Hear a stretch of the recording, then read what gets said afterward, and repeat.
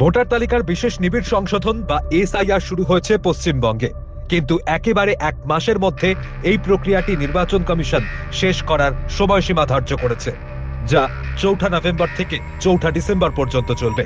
প্রদেশ কংগ্রেস সভাপতি শুভঙ্কর সরকার এদিন সাংবাদিকদের মুখোমুখি হয়ে বলেন, এই কাজটি কি করে এত দ্রুত হওয়া সম্ভব তা আশ্চর্যের বিষয়, বরং এই কাজটি সুষ্ঠুভাবে চলুক, পাশাপাশি আগামী বছরে বিধানসভা ভোট হোক, আগে থেকে যাদের নাম ভোটার তালিকায় রয়েছে তাদেরও ভোটাধিকার থাকুক, এমনই দাবি তুলেছেন তিনি আরো উদ্বেগ প্রকাশ করেছেন, রাজ্যের পরিযায়ী শ্রমিকরা অন্য রাজ্যে থাকেন, তারা কি করে এত তাড়াহুড়োয় রাজ্যে আসবেন, ফলে তাদের নাম বাদ চলে যাবে। গরিব সাধারণ মানুষ যেন ভোট দানের সুযোগ থেকে বঞ্চিত না হয়ে যায়, সেজন্য কংগ্রেস দেশের শীর্ষ আদালতে যাওয়ার সিদ্ধান্ত নিয়েছে। পাশাপাশি এসআইআর প্রক্রিয়া সহযোগিতার জন্য প্রদেশ কংগ্রেস হেল্প ডেস্ক খুলবে বলেও জানিয়েছেন প্রদেশ কংগ্রেস সভাপতি শুভঙ্কর সরকার। কিছু কাজ করতে পারবেন না, তো সাধারণ মানুষ হয়রানির শিকার হবে, দালাল চক্রের শিকার হবে। এইটা যদি সময় নিয়ে বিষয়টা হতো তাহলে প্রশ্ন থাকে। আমরা কি ডিমান্ড করছি? সময় বাড়ানো হোক, প্রয়োজন হলে এসআইআর প্রক্রিয়া যেমন হচ্ছে হোক, কিন্তু নির্বাচনটা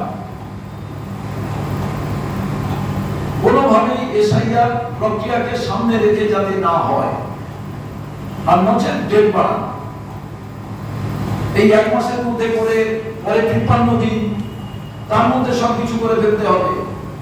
এই প্রক্রিয়া যদি চলতে থাকে, কোনোভাবেই সমস্ত ভোটারকে এই ম্যাপিং এর মধ্যে নিয়ে এসে তাদের নাম নথিভুক্ত করা সম্ভব নয়। আমরা চাই অবাঞ্ছিত ভোটার বাদ যাক, মৃত ভোটার বাদ যাক, ফলস যেসব নাম আছে সেগুলোকে বাদ দেওয়া হোক, কিন্তু হাজার দোষী ছাড়া পায়, একজনও নির্দোষ যদি শাস্তি পায় তার দায়িত্ব কে বহন করবে? নির্বাচন কমিশন, কেন্দ্রীয় সরকার। কেন বিহারের সঙ্গে একই সঙ্গে ওয়েস্ট বেঙ্গলে এসআইআর প্রক্রিয়া শুরু করলো না সে সময়? কারণটা কারণ আমাদের প্রতিনিধিরা যখন নির্বাচন কমিশনকে প্রশ্ন করেছে, তারা উত্তর দিতে পারে গতানুগতিক এক পদ্ধতিতে তারা এসআইআর প্রক্রিয়া করতে যাচ্ছেন, একেবারে আগুন নিয়ে খেলার মতো অবস্থা। তাই আমরা বাধ্য হচ্ছি মহামান্য আদালতের কাছে পৌঁছতে। এবং এই ক্ষেত্রে আমরা একটা জিনিস জানতে চাইছি, আধার কার্ডের বিষয়ে কি সিদ্ধান্ত গ্রহণ করবে? যে নথিগুলোর কথা আপনারা বলেছেন, সেই নথিগুলো সঠিক বেঠিক এই মানদণ্ডকে বিচার করবে।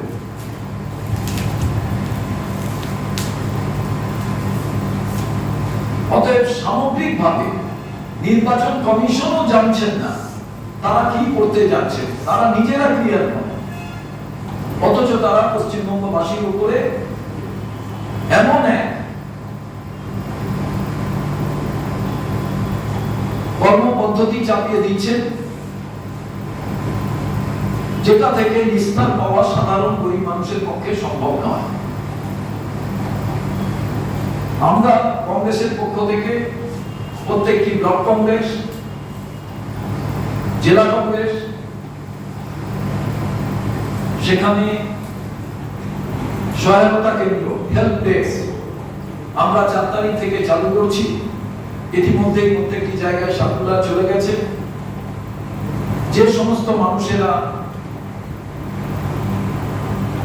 তারা কিছু জানতে চাইবেন, তাদের নাম বৈধভাবে আছে কি নেই, কি সহায়তা তাদের প্রয়োজন, আমাদের কমিটির লোকেরা ওই হেল্প ডেস্ক থেকে তাদের দেওয়ার চেষ্টা করবে।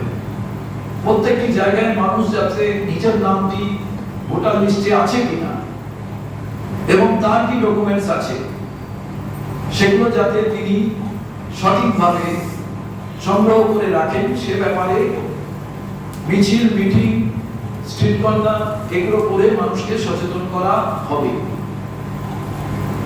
এছাড়াও আইনত কোনো যদি সহায়তা দেওয়ার প্রয়োজন হয়, জেলা কংগ্রেসের পক্ষ থেকে, ব্লক কংগ্রেসের পক্ষ থেকে এবং আমরা রাজ্য কংগ্রেস দপ্তরেও এই সহায়তা কেন্দ্র হেল্প ডেস্ক আমরা চালু করব এবং সেখান থেকে মানুষ সহযোগিতা পাবে।